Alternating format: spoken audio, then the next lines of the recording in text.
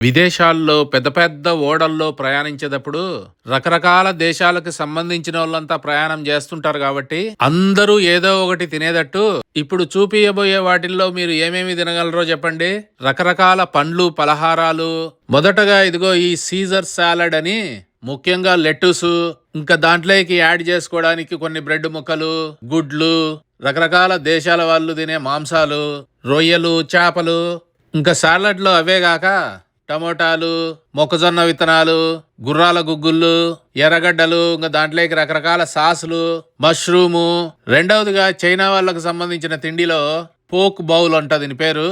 చేపల్ని ఉడికించకుండానే అట్లే పచ్చి మాంసం తీసుకొని ఇంకా రకరకాల సాసులన్నీ వేసుకొని పుల్లలతో తినొచ్చంట.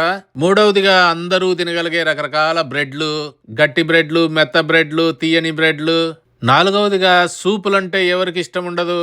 ఈడ 3 రకాల సూపులు ఉన్నాయి. ఒకటేమో పొటాటో సూప్ అంట, తరువాత ఏమో చికెన్ సూప్ అంట. దాంట్లోకి కావాలంటే యాడ్ చేసుకోవడానికి మళ్ళా పంది మాంసము, చీజ్, బ్రెడ్ ముక్కలు. తరువాత మెయిన్ కోర్స్ కి మెక్సికన్ ఫ్రైడ్ రైస్ అంట, సీ ఫుడ్ కొయోపినో అంట, బార్బిక్యూ డ్రమ్ స్టిక్స్, కాల్చిన ఉర్లగడ్డలు, ఇంకా దాంట్లో కలుపుకోవడానికి మళ్ళా రకరకాల పదార్థాలు. తరువాత చేపల్ని సీని పండుతో ఉడకేసి కాల్చిన మొక్కజొన్న కంకులు. తరువాత ఇక్కడేమో చికెన్ మష్రూమ్ స్టూ అంట, ఉర్లగడ్డ పిట్టు. ఇవేంటివో పెద్ద పెద్ద ముద్దలున్నాయబ్బా. దీంట్లో ఏమేం మాంసం కలిపినారో గాని మీట్ లోఫ్ అని ఉంది. సాసేజ్ మాదిరిగా కత్తిరించి సాస్ వేసుకొని తింటారు. ఇక్కడ అన్ని దేశాల వాళ్ళు ఉంటారు కాబట్టి మనం చికెన్ ఒక్కదాన్ని ప్రేమించి మిగతా వాటిని అసహించుకోవడానికి లేదు. తరువాత ఇక్కడేమో వెజిటేరియన్ చౌమెన్ అంట, నూడిల్స్, రకరకాల వెజిటేబుల్స్ వేసి ఫ్రై చేసినారు. ఇదేమో పాస్తా విత్ బొలాంగనీస్ సాస్ అంట, మాంసము టమోటా సాస్ అన్నారు. ఇంకా ఇక్కడ చూడండి ఎన్ని రకాల సాసులు ఉన్నాయో వేసుకోవడానికి. చిప్స్ లేకి తినడానికని చీజు, ఎర్రగడ్డలు, టమోటా సాసు, గాకమోలి.